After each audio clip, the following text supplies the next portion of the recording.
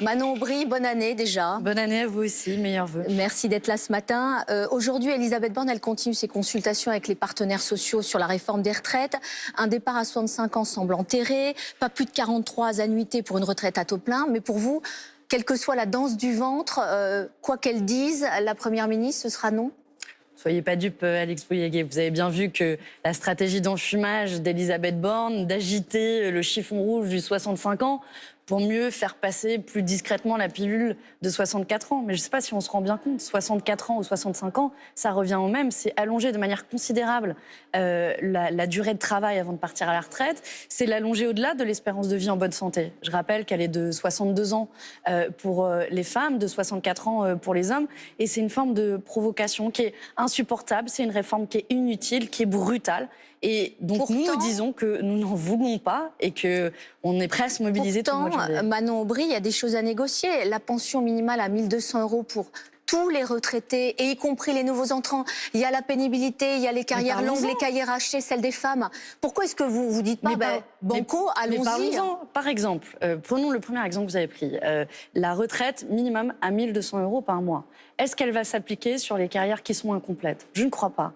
Ce qui veut dire qu'une grande majorité de la population française qui a eu des carrières hachées, en particulier les femmes, n'en bénéficieront pas. Je rappelle par ailleurs que 80% du SMIC, c'était une mesure pour la retraite qui devait être mise en place en 2008. Mettre en place une mesure en 2022 qui devait être mise en place en 2008 et appeler ça un énorme progrès social, là aussi c'est une stratégie d'enfumage. Donc il ne faut pas être dupe dans ce que fait le gouvernement. C'est idéologique. Ils veulent faire des économies sur notre système de retraite pour financer les cadeaux qu'ils ont fait ces dernières années aux plus riches. Et à ça, nous disons non. C'est pas le modèle de société que nous voulons, où on se tue à la tâche jusqu'à ne plus en pouvoir pour partir à la retraite. Jean-Luc Mélenchon et les Insoumis appellent à une mobilisation le 21 janvier. Mais à part les Insoumis et les syndicats étudiants lycéens, il y aura qui? Je n'ai pas l'impression que ni les socialistes, ni les communistes, ni les Verts seront dans la rue ce jour-là. Des centaines de milliers de citoyens, je l'espère en tout cas. Et c'est pour ça que j'appelle très largement toutes celles et tous ceux qui ne veulent pas de l'allongement de la durée de travail, de la retraite à 64 ans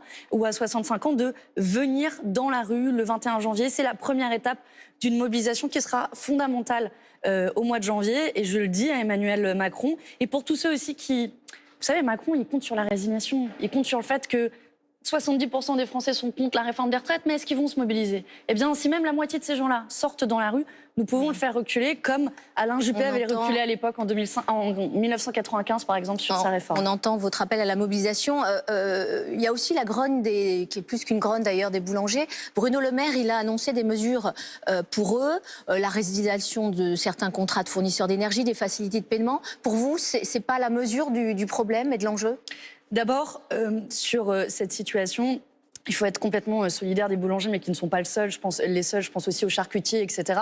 Et on paye le prix d'années de libéralisation du marché de l'énergie qui a été fait au niveau européen, qui fait qu'aujourd'hui, le prix de l'électricité est indexé, par exemple, sur le prix du gaz. Pour l'instant. C'est pas vrai. C'est pas vrai. On devrait pouvoir obtenir des aménagements vis-à-vis de l'Union européenne. C'est ce qu'ont fait, par exemple, l'Espagne et le Portugal. Et la deuxième chose, c'est qu'on assiste à un nouvel épisode du fameux Bruno Le Maire demande. Alors, je ne sais pas si vous vous souvenez, il y a eu Bruno Le Maire demande une modération salariale des grands patrons. Bruno Le Maire demande que moins de dividendes soient versés aux actionnaires. Mais quand il s'agit de faire des cadeaux aux grandes entreprises, Bruno Le Maire, il agit. Donc, je lui demande d'agir de la même manière pour les boulangers. Aller renégocier son contrat quand les prix sont si élevés, c'est simple, il faut des prix bloqués. On ne peut pas demander aux énergéticiens de faire des efforts, il faut les taxer. Taxer ces super profits qu'ils ont faits et faire en sorte que les boulangers, mais aussi toutes les PME donc ça veut France, dire qu'on ne s'arrête pas. Moins. Après, il y a les bouchers, il y a les coiffeurs, il y a les pressings. Mais combien d'entreprises, Alex Bouilléguet, sont en danger cette année et ne vont plus pouvoir payer leurs factures d'électricité? C'est le cas des boulangers en premier chef parce qu'ils ont des factures, une consommation d'électricité importante pour faire chauffer leur four pour produire le pain. Mais on est en 2022 en France, en 2023, pardon, il faut que je me mette à l'heure. Au mois de janvier, on est en 2023 et peut-être que des boulangers ne vont plus faire ce qui est la base de notre alimentation, du pain. Et je pense à toutes ces entreprises qui sont aujourd'hui en danger de faillite et on ne peut pas les laisser périr comme le fait le gouvernement. Vous allez faire partie d'une commission européenne sur le Qatargate. Je rappelle ce qui s'était passé, des élus européens, notamment à gauche, qui auraient perçu de l'argent pour promouvoir le Qatar. Est-ce qu'il y aurait d'autres eurodéputés qui pourraient être mis en cause bientôt ? Ce que je sais, ce que j'ai vu en tout cas au Parlement européen, c'est que les effets de l'ingérence du Qatar sont colossaux. Et je les avais dénoncés déjà il y a plus d'un mois dans une relativement indifférence générale, où je m'étais aperçue dans des négociations que les députés que j'avais en face de moi profitaient de l'opacité. On se souvient de vous, vous étonnant sur les réseaux sociaux. Bien sûr, et j'étais choquée, mais j'étais pas surprise parce que ces députés profitent de l'opacité des négociations au niveau européen pour ne pas rendre des comptes à des citoyens, mais rendre des comptes à des intérêts privés ou à des États. Mais est-ce qu'il y en a d'autres que ceux qui ont été pris la main dans le sac, si je puis me permettre? Je pense que c'est la face émergée de l'iceberg et que le réseau de corruption qui est en train d'être déterré ici par la justice belge, on voit que c'est le Qatar, mais il y a aussi derrière le Maroc. Peut-être aussi la Mauritanie et l'Arabie Saoudite. C'est un réseau de corruption beaucoup plus large et qui, à mon sens, atteint même la crédibilité de la démocratie européenne. Alors je le dis très clairement, il faut faire le ménage, vite, tout de suite. Cette commission d'enquête, je me suis battue pour l'avoir. Des groupes s'y sont opposés et veulent mettre la poussière sous le tapis. Je pense notamment à la droite au niveau européen qui regarde un peu ses pompes sur le sujet. Et c'est pour ça que nous, on va continuer à se battre pour que... Il faut changer de l'intérieur de la cave au grenier ce qui se passe au niveau européen. Donc le grand ménage, il commence maintenant. Il commence maintenant. Et c'est dans les instances européennes. Mais je répète ma question. Combien d'autres eurodéputés, vous dites, spectre large, on parle de dizaines d'eurodéputés, de vingtaines, de trentaines, de cinquantaines, de centaines? Je ne peux pas le savoir. Ce que j'ai vu, en tout cas, c'est que le Qatar a le bras long, que d'autres États ont le bras long, mais aussi que des grandes entreprises ont le bras long et que manifestement, il y a des députés qui...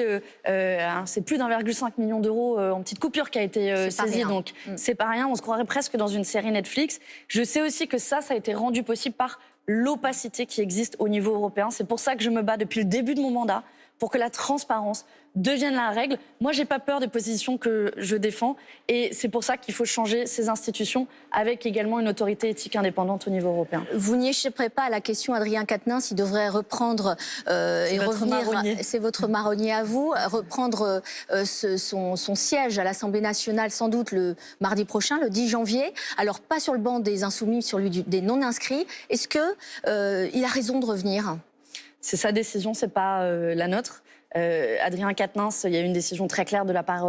4 mois d'exclusion. Il est exclu du groupe. Donc à partir du moment où il est exclu du groupe, on ne peut pas décider pour lui. Mais sur le fond, c'est-à-dire vous ne pouvez pas décider pour lui, pour vous, il risque de vous rendre encore plus inaudible? Je pense que c'est maladroit de sa part de revenir dans ce contexte et surtout la stratégie de communication qu'il a choisie, qui m'a mise personnellement mal à l'aise. Qui est très agressive.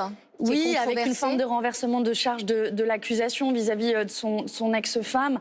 Je pense que dans ce contexte, il aurait mieux fait de choisir l'humilité et que c'est une posture qui aurait été davantage à son honneur et surtout qui aurait servi la cause de la lutte contre les violences faites aux femmes, qui est un des combats majeurs de notre mouvement politique et qui me tient particulièrement à cœur. Il y a aussi une autre crise qui couve interne, celle-ci, sur la restructuration de votre mouvement, avec à sa tête Manuel Bompard. Alors il y a un paquet d'historiques, comme je les appelle, Alexis Corbière, Raquel Garrido, François Ruffin, Clémentine Autain. Beaucoup considèrent qu'ils sont aujourd'hui victimes de leur prise de position, justement, sur l'affaire Quatennens. Est-ce que c'est vrai? Est-ce que vous, déjà, vous soutenez Manuel Bompard à la tête du mouvement? Je pense que Manuel Bompard a la légitimité c'est lui qui a présidé et qui a dirigé les campagnes présidentielles de Jean-Luc Mélenchon avec le succès que l'on connaît. Maintenant, je pense que notre mouvement, il est fort de sa diversité, il est fort de toutes ses personnalités, Clémentine Autain, François Ruffin et tous les autres. Et moi, mon rôle, c'est d'essayer de faire tenir tous ces gens-là ensemble. Mais on sent que ça craque un peu, on sent que la parole se libère, si je peux me permettre d'exprimer. Il y a des frustrations qui ont été exprimées, il faut les entendre. Moi, j'ai pas de souci à les entendre. Donc ça veut dire qu'il faut refaire l'organigramme? Non, on a toujours dit que les choses n'étaient pas gravées dans le marbre. Moi, j'ai défendu, par exemple, qu'on puisse élargir la représentation du groupe parlementaire.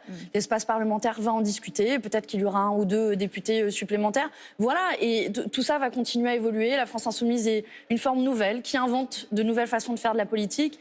Et il y a aussi une grande refonte qui est en cours du fonctionnement de la France Insoumise pour répondre à des besoins concrets de nos militants. Et ça, j'espère que ça va fonctionner. Et d'ailleurs, François Ruffin et les autres partagent cette feuille de route. Merci beaucoup, Manon Aubry. Bonne journée à vous.